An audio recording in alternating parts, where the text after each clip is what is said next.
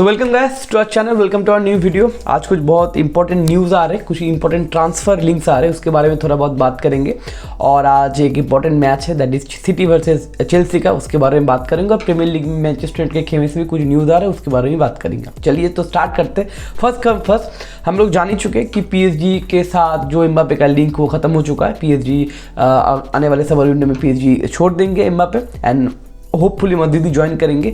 तो उसमें एक प्रॉब्लम क्या है, एम्बापे का जो लॉयल्टी बोनस है वो पीएसजी को नहीं देना पड़ेगा। वहाँ पे कहने के 70 से 80 मिलियन पीएसजी का बच रहा है। और एम्बापे जब आएगा तो उनको तो नए प्लेयर्स लेके आने पड़ेंगे और उनके बाद अच्छा खासा पैसा भी है। तो गारंटीड है आने वाले समर विंडो में पीएसजी अच्छा खासा पैसा खर्च करेंगे और अच्छे अच्छे प्लेयर के पीछे जाएंगे। और उसका शायद ये स्टार्टिंग पॉइंट शुरू हो भी चुका है, क्योंकि पहला न्यूज़ पीएसजी के खेमे से आ रहा है। पीएसजी ने बार्सिलोना का 2 मिडफील्डर को टारगेट किया या फिर उनसे बातचीत करना स्टार्ट किया है। तब पहला नाम उठ के आ रहा है। आई am very surprised and I am very shocked about it, that is Gavi.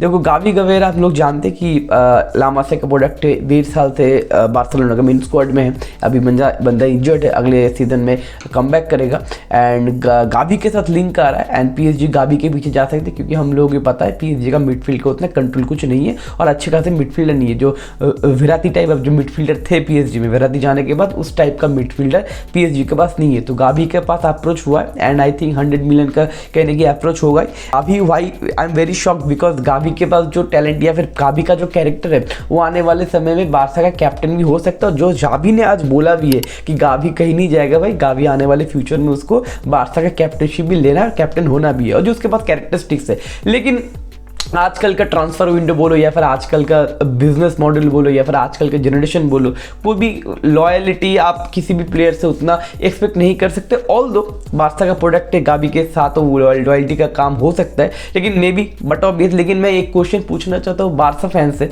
जितने सारे बारसा फैन ये वीडियो देखेंगे कॉमेंट सेक्शन में आप लिखना कि 110 मिलियन से आप क्या गावी को एक्सचेंज करना चाहोगे। गावी को आप एक बंदा 6 महीने के लिए इंजर्ड हो चुका है, उसके बाद वो इंजर्ड पोन प्लेयर बन सकता है या फिर कुछ रिस्क भी हो सकता है। ऐसा नहीं गावी आपके टीम में रहेगा तो फ्यूचर में सुपरस्टार बनेगा ही बनेगा। तो अभी क्या आप 100 मिलियन या 110 मिलियन में एक्सचेंज करना चाहोगे गावी को, या फिर गावी के पास या गावी के ऊपर आपके ऊपर एक कॉन्फिडेंस है नहीं ये बंदा आगे जाके बहुत बड़ा कुछ करेगा। तो ये बारसा फैन नीचे जरूर लिखेगा। लेकिन मुझे पर्सनली अगर पूछे गावी का जो लिंक है, मुझे नहीं लगता भाई गावी कहीं जाएगा। आने वाले 3 से 4 साल में मिनिमम गावी बारसा में रहेगा और अपना करियर थोड़ा स्टेबिलिटी करेगा। उसके बाद हो सकता है कहीं पे जाएगा ना जाए, लेकिन मुझे नहीं लगता ये लिंक का उतना कुछ भरोसा या उतना कुछ स्टेबिलिटी आने वाले फ्यूचर में क्रिएट होगा। लेकिन सेकंड जो मिडफील्ड के साथ पीएसजी लिंक्ड है that is Frenkie de Jong. And Frenkie de Jong का मुझे एक क्वेश्चन मार्क आ रहा है, क्योंकि देखो पिछले 2 साल पहले मैनचेस्टर यूनाइटेड ने फ्रैंकी डियोंग के पीछे कहने की बातचीत करना शुरू किया था एंड बारसा के साथ एग्रीमेंट फाइनलाइज भी हो गया था। सिर्फ एग्रीमेंट किसके साथ नहीं होता, फ्रैंकी डियोंग के साथ नहीं होता। क्यों? क्योंकि फ्रैंकी डियोंग का जो लॉयल्टी बोनस वगैरह है वो बारसा ने क्लियर वगैरह नहीं किया, इसलिए फ्रैंकी डियोंग बारसा से निकला नहीं। लेकिन इस बार बारसा भी फ्रैंकी डियोंग को बेचना चाहता है because Barça needs fund and Frenkie de Jong के साइड से भी ग्रीन लाइट आ चुका है कि भाई मैं भी निकलना चाहता हूँ। अगर कुछ ठीक ठाक ऑफर आए तो भाई मैं भी निकलना चाहता हूँ। और मुझे लगता है कि 70 से 75 मिलियन बारसा फ्रैंकी डियोंग के ऊपर ये मतलब प्राइस टैग सेट करेगा। अब फ्रैंकी डियोंग का जाने का सबसे बड़ा पॉसिबिलिटी कहाँ पे, बट ऑब्वियस मैनचेस्टर यूनाइटेड जो एरिक टेन के साथ एआईएक्स वाला उनका लिंक है और 2 साल से फ्रैंकी डियोंग के साथ जो लिंक आ रहा है, उनके एजेंट के साथ जो लिंक आ रहा है, तो पॉसिबिलिटी ज़्यादा है बट ऑब्वियस। लेकिन पीएसजी यहाँ पे मिडिल में घुस सकता है। पीएसजी यहाँ पे एक हेवी अमाउंट पे करके फ्रैंकी डियोंग का डील हाईजैक कर सकता है मैनचेस्टर यूनाइटेड से। और जो एक पॉसिबिलिटी हो सकता है, क्योंकि देखो बार्सिलोना भी पॉजिटिव है फ्रैंकी डियोंग को लेकर सेल करने के लिए, फ्रैंकी डियोंग भी राजी है।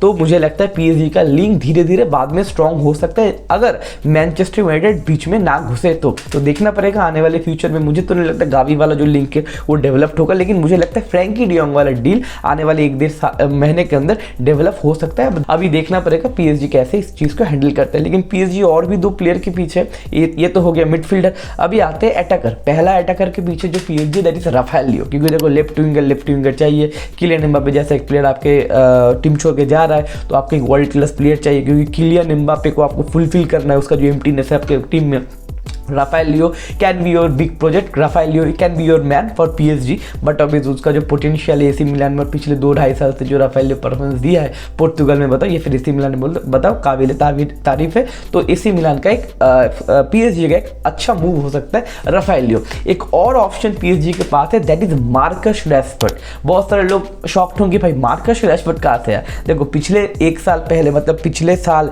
जब एम्बापे का लिंक आ रहा था रियल मैड्रिड से, तब मतलब कहीं ना कहीं ये क्वेश्चन उठ रहा था कि रियल मैड्रिड को 120 या 130 मिलियन में छोड़ सकता है PSG। तब मार्कस रैशफोर्ड के लिए पिछले 1.5 साल पहले PSG ने एक बार मैनचेस्टर यूनाइटेड से, मैनचेस्टर के जो खेमा है या फिर मैनचेस्टर रैशफोर्ड का जो एजेंट्स है उनके साथ बातचीत किया था मार्कस रैशफोर्ड के एबिलिटी के ऊपर। लेकिन उस टाइम पे हमारे पास कोई नंबर नहीं था, गर्नाचो डेवलप नहीं था, एंड कहीं ना कहीं एक गोल स्कोर करने का जो ऑप्शन था वो मार्कस रैशफोर्ड ही गोल स्कोर कर रहे थे। तो मैनचेस्टर यूनाइटेड ने पूरी तरीके से ना या फिर रिजेक्ट कर दिया था। लेकिन अभी सिचुएशन बदल गया है, अभी कंडीशन बदल गया है। अभी हमारे पास गर्नाचो है, अभी हमारे पास रास्मस हॉयलैंड आ चुका है। आने वाले समर विंडो में जिस तरीके से मैनचेस्टर यूनाइटेड के मैनेजमेंट ने जो चेंजेस वगैरह लेके आ रहे हैं, तो मुझे लगता है रैशफोर्ड कहीं ना कहीं बहुत ही ज़्यादा एक बहुत बड़ा नाम बन सकता है। और रैशफोर्ड 8 साल से खेल रहा है मैनचेस्टर यूनाइटेड में। As a Manchester United fan मैं ये भी बोलना चाहता हूँ, क्योंकि देखो एक बंदा अगर 8 साल से खेल रहा है आपके टीम में या फिर आपके क्लब में, तो वो बंदा उस क्लब का लेजेंड हो जाना चाहिए। लेकिन रैशफोर्ड के पास वो फेस, मतलब वो लीडरशिप क्वालिटी अभी तक दिखता नहीं है। अभी भी उसका नौटंकी चलता है, अभी भी उसका नाइट क्लब का ठुमके चलते हैं। तो मुझे लगता है कि रैशफोर्ड कैन बी और नेक्स्ट फेस और कैन बी और next man for Manchester United. और अभी के टाइम में मार्कस रैशफोर्ड को अगर PSG अगर आता है तो कम से कम 70 से 75 मिलियन रैशफोर्ड के लिए वो देगा। And I think there is the right time to move on from Rashford. And ये रैशफोर्ड के लिए भी एक पॉजिटिव चीज़ हो सकता है, क्योंकि देखो मैनचेस्टर यूनाइटेड पे रहेगा, प्रीमियर लीग पे रहेगा, ज़्यादा प्रेशर वगैरह होगा, उसको जो नाइट क्लब का ठुमका लगाने का जो उसका ड्रीम वगैरह है वो फ्रांस में जाके आराम से कर सकता है, राइट। एंड देखो एम्बापे जैसा टैलेंटेड तो नहीं है, लेकिन PSG में लीगा 1 में रैशफोर्ड काम कर देगा, ठीक है ना।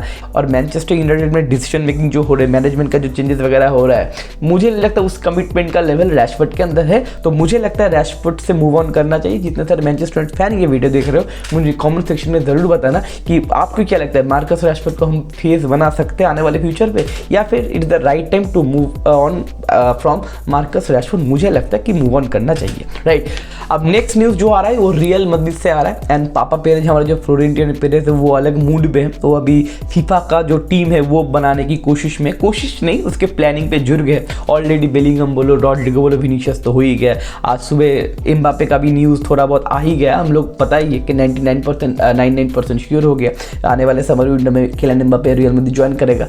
अभी एग्रीमेंट, पर्सनल एग्रीमेंट एग्री हो चुका है बायर्न म्यूनिख के अल्फोंसो डेविस के साथ। बेंडी सिर्फ एक लेफ्ट बैक है हमारे पास, एक स्टेबल लेफ्ट बैक हमारे पास नहीं है। स्पेशली अगर आपको UCL जीतना है और ला लीगा में अपना डोमिनेशन दिखाना है, तो सुपर गैलेक्टिक को फिर से अगर बनाना है तो और भी सुपरस्टार चाहिए होगा। और एक और सुपरस्टार अल्फोंसो डेविस, हम लोग को पता है बायर्न म्यूनिख का बटा अभी 2-3 साल से अल्फोंसो डेविस ने नेल्सन सेमेडो को जो कारनामा किया था 8-2 के स्कोर लाइन पे, हम लोगों को पता है अल्फोंसो डेविस क्या प्रोवाइड कर सकता है। तो अल्फोंसो डेविस से वर्बल एग्रीमेंट क्रिएट हो चुका है, एग्रीमेंट सब कुछ डील एंड डन हो चुका है। अभी वेट हो रहा है कि बायर्न म्यूनिख कितना प्राइस टैग अभी डिमांड करेगा, उसके ऊपर वेट हो रहा है। और मुझे लगता है ये अल्फोंसो डेविस वाला जो आपका सागा है या फिर जो एग्रीमेंट है वो आने वाले 1-2 महीने के अंदर और भी क्लियर हो जाएगा। और मुझे ये भी लगता है क्योंकि पिछले साल से ना रियल मैड्रिड अल्फोंसो डेविस के ऊपर आपका लिंक्ड है।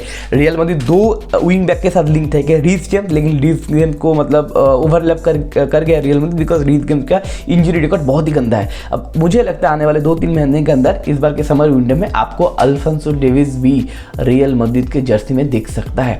देखते हैं आने वाले महीना या फिर आने वाले 2-3 वीक के अंदर ये डील किस तरीके से डेवलप्ड होता है एंड बायर्न म्यूनिख का अप्रोच कैसे क्या होता है, ठीक है ना। तो चलिए बात करेंगे।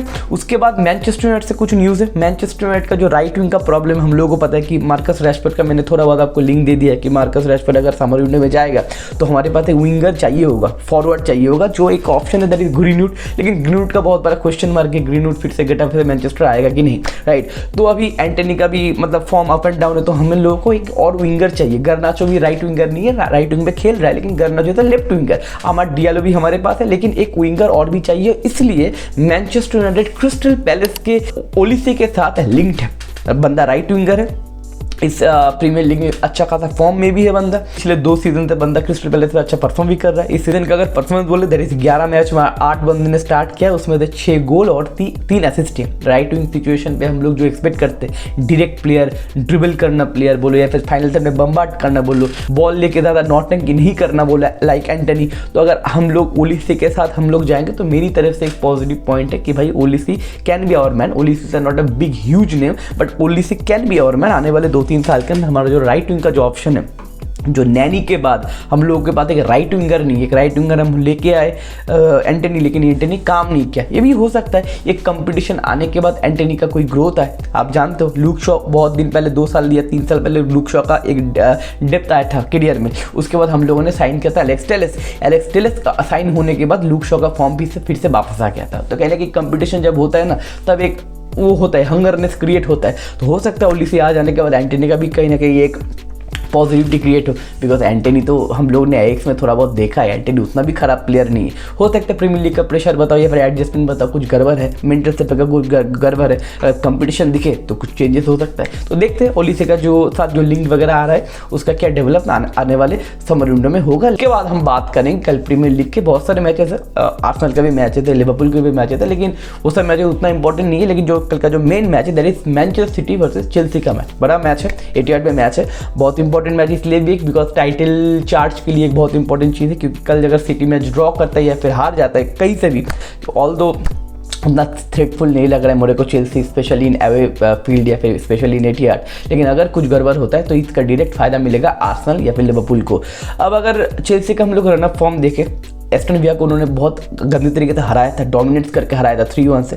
लेकिन अगले मैच में एवर्टन के साथ, सॉरी क्रिस्टल पैलेस के साथ उन्होंने 3-1 से मैच जीता था ऑल दो। लेकिन अगर आप मैच देखो बहुत गंदा खेला था चेल्सी भाई, कॉनर गैलेगर ने मैच बचा दिया था, 2 गोल मार के और लास्ट में इंदो ने गोल करके किल कर दिया था, नहीं तो वो मैच कुछ गड़बड़ हो सकता था। और पहले गोल कंसीड भी कर गया था शायद, हाँ पहले गोल कंसीड भी कर गया था चेल्सी। तो मुझे नहीं लगता, मैं उतना कॉन्फिडेंट फील नहीं करता हूँ चेल्सी के ऊपर। एंड चेल्सी ने बोल दिया कि चेल्सी भी फुटबॉल का पाकिस्तान है, एक मैच बहुत अच्छा खेल के बहुत बड़े बड़े टीम को हरा सकता है, दूसरा मैच ब्रेंटफोर्ड बोलो, साउथहैम्पटन बोलो, उससे भी हार सकता है। तो आने वाले अगर मैच में अगर मैं एक्सपेक्टेशन बोलूँ, आप देखो 23 मैच में 52 पॉइंट के साथ अभी सेकंड पोजीशन पे सिटी। तो सिटी यहाँ पे भाई मैच ड्रॉ भी नहीं करना चाहेगा, हार तो दूर ड्रॉ भी नहीं करना चाहेगा। और चेल्सी 10th पोजीशन पे। अब देखो पिछले साल चेल्सी आई थिंक 12 और 13 में ख़त्म किया था, इस बार मिड टेबल पे। तो चेल्सी भी चाहेगा भाई आने वाले ऊपर थोड़ा आए, 1-1.5 बिलियन खर्चा करके 10th पोजीशन में कौन रहना चाहता है। लेकिन उनके जो सामने जो टीम है, न्यूकासल बोलो, ब्राइटन बोलो, वेस्ट हैम बोलो और यूनाइटेड बोलो, वो सारे अगर पॉइंट्स ड्रॉप करते तो कहने की चैंपियंस लीग का बात हो सकता है। लेकिन ऑल तो मुझे नहीं लगता कि इस बार का चैंपियंस लीग का कुछ चांसेस चेल्सी के पास है। लेकिन टॉप ऑफ द टेबल मतलब मिडिल टेबल के ऊपर थोड़ा बहुत आना चाहेंगे चेल्सी। अब देखना पड़ेगा प्लेइंग 11 बताओ या फिर जो इंजरी रिपोर्ट है, अभी तो चेल्सी के खेमे में कुछ इंजरी रिपोर्ट नहीं है। जो प्लेइंग 11 2 मैच में अपने देखो वही प्लेइंग 11 आपको देखने को मिलेगा। एंड सिटी का भी इंजरी रिपोर्ट कुछ वगैरह नहीं है, हालांड बोलो, डोकू बोलो, सारे लोग फिट हो चुके हैं, केविन डी ब्रुयने, रॉड्री, जितने सारे इंपॉर्टेंट प्लेयर है, सारे इंपॉर्टेंट प्लेयर आपके साथ कल देख पाओगे आप। तो अगर मैच का प्रेडिक्शन बोलो, देखो प्रेडिक्शन तो मतलब चेल्सी के मैच में प्रेडिक्शन करना बहुत प्रॉब्लमेटिक है। एस्टन विला के मैच में मैंने प्रेडिक्शन किया था, एस्टन विला आराम से पेल देगा, चेल्सी उल्टा पेल के चला है। लेकिन मतलब वही बात है ना, अच्छी टीम के साथ क्या हो जाता है चेल्सी को, ऑल्दो सिटी के साथ 4-4 का ड्रॉ खेले मतलब फर्स्ट लेग में चेल्सी, तो that is Chelsea in this season. लेकिन मैं अगर आपका प्रेडिक्शन में अपना बोलूँ that is 3-1 for Manchester City. Etihad में मैच है, अवे मैच है, मुझे नहीं लगता एटिहाद में चेल्सी कुछ कर पाएगा उतना कुछ। एंड सिटी के पास ओवर पावर्ड है बट ऑब्वियस। तो आज माई प्रेडिक्शन इज 3-1। अब देखते हैं क्या होगा मैच में। And that is my video. तो आने वाले वीडियो में डिस्कस करेंगे बार्सा का मैच का रिव्यू हम लोग करेंगे, मैनचेस्टर का, यूनाइटेड का मैच है ल्यूटन के साथ, मस्जिद का भी मैच है एंड उनके मैच का भी प्रीव्यू वगैरह करेंगे। तो मिलते हैं आने वाले वीडियो में। Take care, sayonara, bye bye.